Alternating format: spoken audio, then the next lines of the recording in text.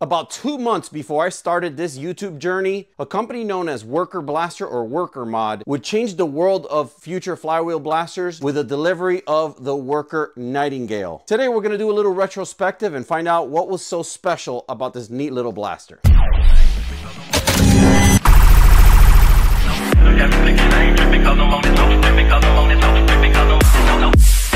In 2017, Worker came out with a very unique mini flywheel pistol called the Hurricane, and although people enjoyed its little gimmicky style and internal cartridge style revolver loading system, its barcode, scanner aesthetics, and overall appeal wasn't for everybody, so it didn't get the popularity that the company may have wished for, even though I personally adore it, and I know others do. It would definitely become the platform for which a lot of people built their future blasters on. The Worker Hurricane itself didn't get the proper exposure I think it deserves. Fast forward to 2022, however, and Worker shocked the world with a delivery of this little blaster right here. The Nightingale, now known as the 1.0. As you may have noticed recently, the 2.0 came out. This blaster had it all. It was one of the first of many blasters that would eventually come out trying to replicate the same powertrain systems of vertical motors with very tiny concave flywheels in order to provide this very compact form factor. The blaster is essentially an extremely compact flywheel pistol. When it first came out, a lot of people thought it was initially a Springer just because of its sheer compact size. But this blaster was indeed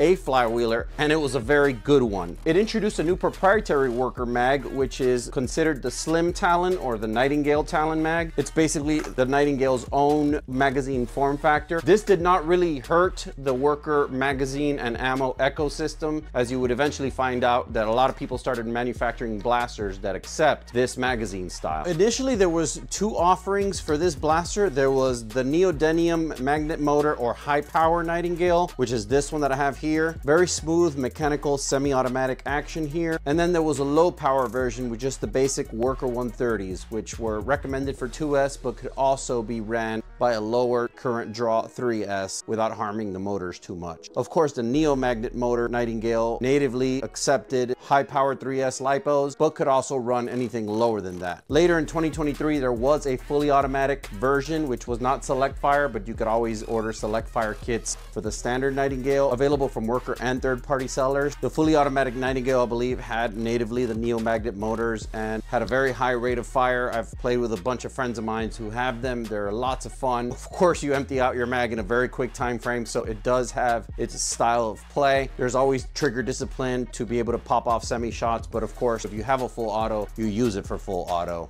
most of the time. So the Nightingale essentially was one of the first ultra compact flywheeler pistols. In fact, when it first came out, a lot of people were thinking, where's the prime on it? Because it was so tiny that it was kind of hard to envision a flywheel powertrain would fit in this small compact form factor. But in fact, this was one of the first companies to pioneer the vertical motor horizontal micro flywheel style system into a blaster. And that's why it's able to achieve its compact form factor. By now, I'm sure you're aware of the second generation's existence, but this is truly the blaster that I think paved the way for a lot of companies. Now Dart Zone is actually joining the game with the newly announced Venom, are able to innovate their own styles of compact form factors to be able to achieve very, very small flywheeler packages. And honestly, I think these are game changers. When it comes to HVZ, extra bulk can only slow you down, and having a small pistol with its own style, compact mags that actually fit 15 rounds, is a good choice. Although there's hundreds of reviews on the Nightingale, today we're just gonna focus on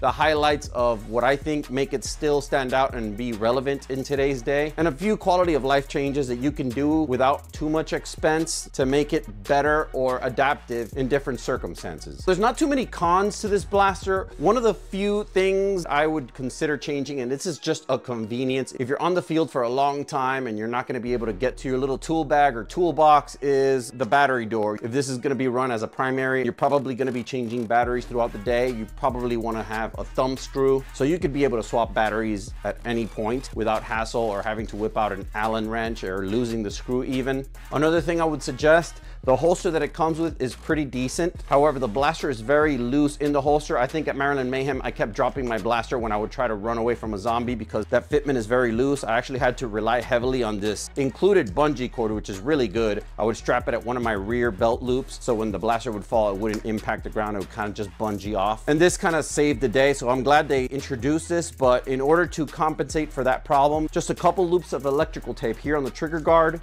and you have a snug fitting blaster that won't come out just by running. Obviously, you can change the tension of that depending on how many loops of electrical tape. Put too many and the blaster won't even go in. One thing I like about the blaster, it's its power flexibility. So if I put a 2S on this blaster, especially a Li-ion 2S, it'll fire just shy of 110 FPS, which at Maryland Mayhem, it was getting me into the game without any hassle. I saw other guys with Nightingales scratching the surface of 126, 127, even with LiPo 2Ss. The people were like, man, I don't know what it is about your blaster, but you're consistently hitting the right numbers. I was like, Li-ion helps a lot. Brings down that current just a little bit enough so you can have a consistent FPS where you want it. But it'll also run a very aggressive 30 to 40C 3S LiPo and get you in the 140s, 150s easily. I was getting about 144 last time I chronoed it. With a 3S, it's very satisfying to operate. The blaster aesthetically is very pleasing to look at. It has a very nice look, very streamlined, has obviously a mount for a Picatinny here, which you could mount any sight of your choice. I went with the Rainbow Mods open hollow sight for the Gecko by Adrian. Really, really cool design. I appreciate it. Shout outs to you guys. You can go to any Thingiverse or Printables or even their Etsy if you don't have a printer.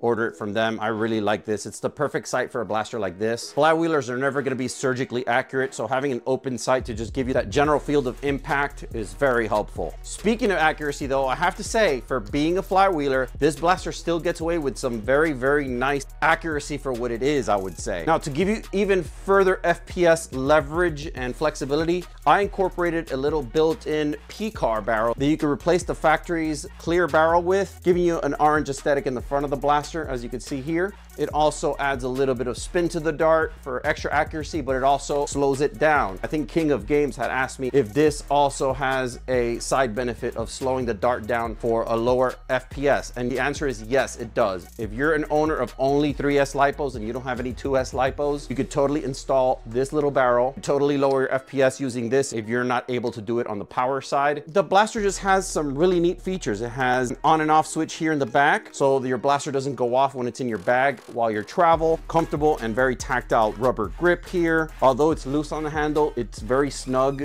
and very well fit onto this mold, so it doesn't look like it could just spin around. Just very good construction. It's just a very strong, very good feeling plastic. I've taken it to several wars. I haven't really primaried it yet. I might do so for an HVZ game, but for a competitive game, it definitely makes a great little secondary. It's just a load of fun. Here are a couple of videos of me shooting it in the backyard with my P-car on. I was getting some pretty good shots right on target. And of course, the sacrifice was that I was hitting between 98 and 105 FPS, and that's with a full-blown 3S LiPo. So we're bringing it down almost 40 FPS from the 140s to the 100s. Definitely for somebody who's not able to limit the FPS on their Nightingale using power, definitely use that P-car. I'll put a link up in the description on my Etsy page, and if you have a printer, I'll also be able to release the files on it. Just a little simple P-car that factory flush fits, and it looks very original. I know this blaster has been reviewed to heck. I think on one of my videos I said it's been reviewed to death, and I don't want to beat a dead horse, so watch the many awesome reviews out there if you want some detailed information on this blaster and its characteristics. I would say it's still a very worthy contender in 2024. Overall, I would say that if you do not have an original Nightingale, don't necessarily need all the power options of the new one, is it still worth it in 2024? At least for me, I'll be enjoying mine for years to come. Hope you enjoyed this video. There'll be another one out on Sunday with a very cool topic. If you like this video, you're definitely gonna like this one. I'll catch you on the next one. Stay blasting, foam fam.